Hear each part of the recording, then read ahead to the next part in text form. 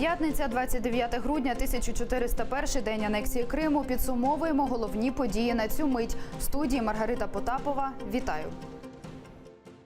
Окупанти зносять кафе кримського татарина у Судаку. Про це повідомляють кримці у соціальних мережах. Власники кафе, родина Абдураманових, підтвердили нашому телеканалу, що до них приїхали силовики, техніка і вже почалося знесення їхнього закладу. Кримсько-татарська активістка Судака Ленора Дюльбер повідомила, що місцевий міський суд лише напередодні виніс рішення про знесення кафе. Тож його власникам не дали навіть скористатися можливістю оскаржити рішення. Основанием для такого решения суда, Судакского городского суда, явилось якобы решение, которое было принято судом еще при Украине о сносе некого временного строения. Но владельцы кафе утверждают, что они это решение исполнили, снесли кафе, и стоящее на сегодняшний день здание, оно было построено уже по новым документам. Есть общая политика, скажем так, местной власти по очищению прибрежной зоны, и как-то так получается, что в эту зону попадают исключительно крымские татары. Асана Чапуха окупанти вивезли із СІЗО до лікарні на медичне обстеження. Однак лікарі у Сімферополі визнали кримчанина, який через параліч не може сам пересуватися, цілком здоровим. Асана Чапуха затримали разом з Бекіром Дегерменджі 23 листопада у справі про вимагання грошей. Під час цих арештів загинула Віджія Кашка. У СІЗО в Асана Чапуха, ймовірно, стався інсульт. Як заявляють адвокати кримчанина, у нього повністю паралізована ліва частина тіла.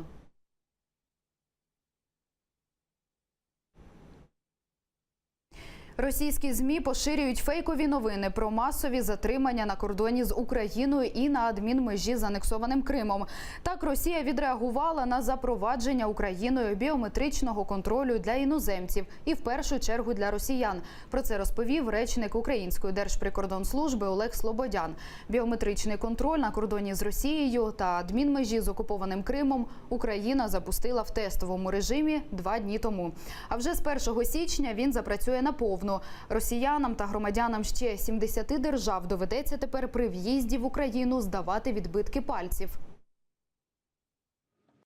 Ми спостерігаємо, Луганська працює в обидва боки інформації. Проблеми були в тому, що ми сподівалися, що на період відновлюваних робіт буде здійснювати пропуск принаймні 2 дні навпроти КПВ «Золоте». Однак чудо не сталося, і бойовики вкотре відмовилися запускати трафік на ці бойовики, вкотре відмовилися запускати трафік на цьому напрямку.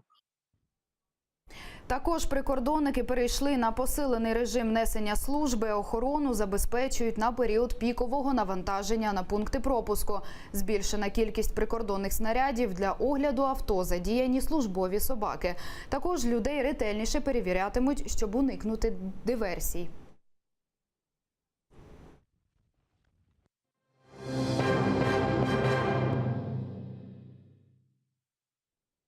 Наступний етап обміну полоненими вже не за горами. І процес пройде швидше і матиме більші шанси на успіх. В цьому переконана Валерія Лутковська, уповноважена Верховної Ради з прав людини. За її словами, формули наступного обміну ніхто не знає. Але під час підготовки нинішнього обміну полоненими українська сторона провела безліч переговорів і напрацювала величезну кількість процедур, які в майбутньому полегшать процес переговорів. Формулу ніхто сьогодні не знає, я думаю, що ніхто не скаже. Це питання переговорів. А що стосується того, що це може бути найближчим часом, це дійсно правда. Ми, власне, взагалі проводили таку кількість переговорів, що сьогодні, як би це не звучало, але ми маємо практично, як би це сказати, близькі відносини з усіма переговорниками, в тому числі і з послом Тоні Фрішем, який постійно приймав участь в наших переговорах з боку ОБСЄ. Всіх на всіх за такою формулою провести обмін затриманими на Донбасі закликає Державний департамент США. Відповідну заяву він вже розмістив на своєму сайті. У ній Сполучені Штати закликають Росію згорнути конфлікт на Донбасі. Цей обмін є кроком до імплементації Мінських угод. Ми знову закликаємо усі сторони повністю виконати взяті ними на себе зобов'язання щодо Мінських угод, включно з реальним обміном затриманими за формулою «всіх на всіх», повним припиненням вогню та відведенням важких озброєнь. У зоні АТО один військовий поранений. Його вже шпиталізували. За минулу добу бойовики кілька разів порушували новорічне перемир'я. Здебільшого стріляли по українських позиціях на Донецькому напрямку. 5 раніше важкопоранених бійців авіацією евакуювали до Дніпровської лікарні Мечникова. Про це повідомляє радниця голови Дніпропетровської облдержадміністрації Тетяна Губа. Одного пораненого вивезли із сектору Луганськ, решту 4 – із Маріуполя. У всіх важкі мінно-вибухові поранення.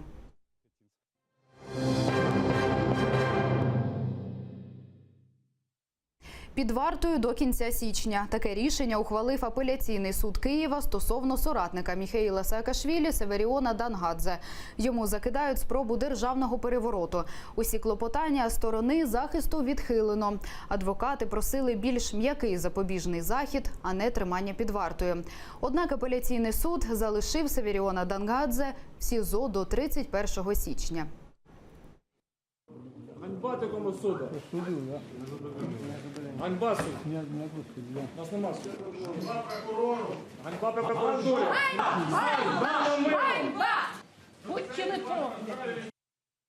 Рік умовно. Такий вирок сину народного депутата Нестора Шуфрича виніс Шевченківський суд столиці. Шуфрич-молодший за кермом Бентлі збив людину на пішохідному переході наприкінці серпня. Тоді травми потерпілого Олексія Мельниченка класифікували як тяжкі тілесні ушкодження. Однак Шуфрич-молодший уклав з ним мирову угоду. Його батько, нардеп, викликав із Ізраїлю медиків, які прооперували потерпілого. За 4 місяці Олексій Мельниченко пережив кілька операцій, у тому числі на головному мозку. Родина Шуфричів виплатила йому моральний і матеріальний збиток у розмірі 1 мільйона гривень. Трагедія не залишиться необдуманою. Я як зміг скільки зробив висновків. Єдність та згуртованість кримських татар – головний здобуток 2017 року. Про це заявив голова Меджлісу, народний депутат України, президент Всесвітнього конгресу кримських татар Рефат Чубаров.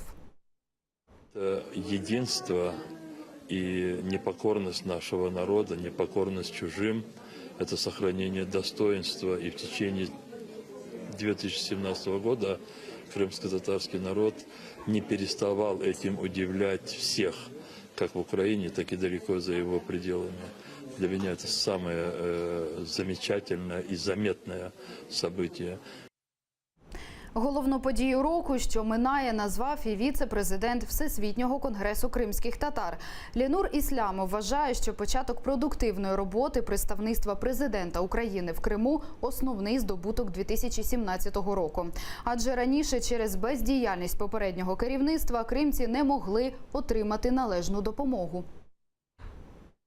Рабочая комиссия при Верховной Раде закончила рассмотрение изменения 10 статьи Конституции. Это большая заслуга Меджлиса и лично председателя, то, что он сделал. Второе, самое значимое, это то, что мы от слов перешли к делу. И все-таки есть у нас представитель уже в постпредстве. Если вы помните, 3 года этого не было. Сейчас он есть, это Изет Гданов. Третье, это то, что аскеры наши, которые стояли на гражданской блокаде Крыма, они сейчас официально стоят, они стоят в гражданском формировании аскер.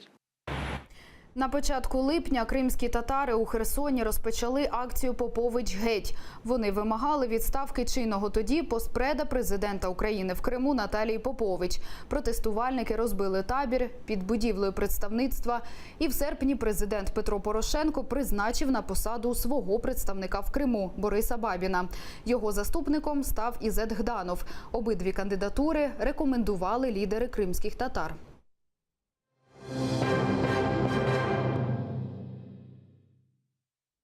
П'яний вояж українця у Німеччині. Фура з українськими номерами на повній швидкості протаранила і протягнула 200 метрів поліцейський автомобіль. Загинула 23-річна жінка-офіцер, яка була всередині. Ще двоє її колег серйозно травмовані. Смертельна аварія сталася неподалік кордону з Нідерландами. Саме голландська поліція і сповістила німецьких колег про неадекватного водія. 48-річний українець сів за кермо на підпитку. Його арештували. Суд в Анкарі заарештував організатора виставки, на якій застрелили російського посла. Мустафу Тимура Оскана турецькі правоохоронці підозрюють в навмисній спробі брати участь у вбивстві. Посла Росії в Туреччині Андрія Карлова застрелили рівно рік тому під час його виступу на відкритті виставки «Росія очима турків». Вбивцею виявився 22-річний поліцейський. Його вбили у ході поліцейської спецоперації. Як з'ясувало слідство, нападник був пов'язаний з рухом опозиційного проповідника Фетулаха Гюлена. Пізніше поліція заарештувала 5 людей, серед яких і 3 правоохоронців. 12 життів забрала пожежа у Нью-Йорку, серед загиблих – немовля. 4 ушпиталені у критичному стані унаслідок пожежі в житловому будинку в нью-йоркському районі Бронкс. Медики борються за їхнє життя. Місцеві ЗМІ повідомляють, вогонь здійнявся близько 7-ї вечора на 3-му поверсі 5-поверхівки. У гасінні вогню взяли участь 170 пожежників, повідомив мер Нью-Йорка. Коли спустився сходами, вогонь вже перекинувся з однієї квартири на другу, а потім на третю. І все, що я побачив, це купка дітей на пожежних сходах. Очевидно, вони чекали на пожежних, щоб їх врятували. Однак, щоб їх дістати, треба було загасити вогонь.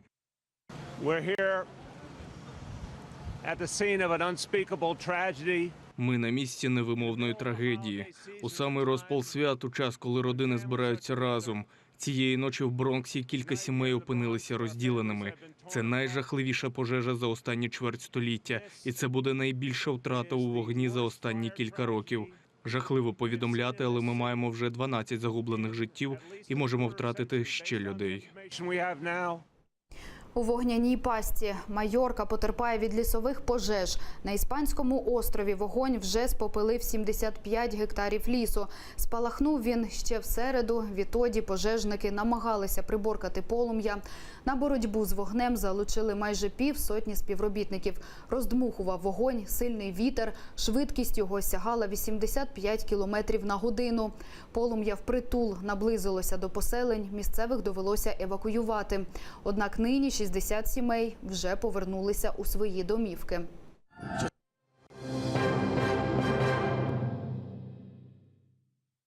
Масштабні російські маневри в анексованому Криму. У Севастополі понад 4 десятки кораблів Чорноморського флоту навчаються прийомам протидиверсійної діяльності та протиповітряної оборони. А ще вони разом відпрацьовують підготовку до дальнього походу із застосуванням озброєння. Після окупації Криму у 2014 році Росія регулярно грає м'язами на півострові, влаштовуючи показові військові навчання. У Генштабі України їх називають незаконними. Завершити рік доброю справою. В ісламському культурному центрі Аль-Раїд організували День донора. Здати кров тут пропонують всім, незалежно від віросповідання. Кажуть, це корисно для тих, хто здає, і життєво необхідно для тих, кому здають. Кошти, які лікарі обов'язково видають донорам на обід, за бажанням можна залишити в центрі на благодійність.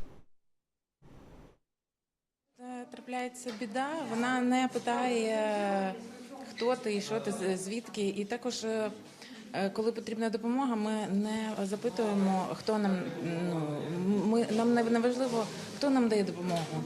То це ще такий маленький плюсик до списку хороших справ.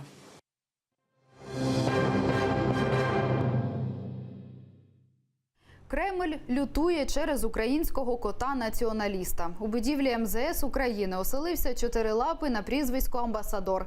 Кіт сам прийшов до міністерства напередодні Дня дипломатії, тож не дивно, що працівники відомства охрестили його послом і взяли на роботу. Політичний директор МЗС у соцмережах пожартував, що «Амбасадор» на міжнародній арені буде захищати Україну від русощурів та сприяти виходу українського молока на світові ринки. Жарт не оцінили у Кремлі. Представник МЗС Росії Марія Захарова назвала це, цитую, безглуздим націоналізмом.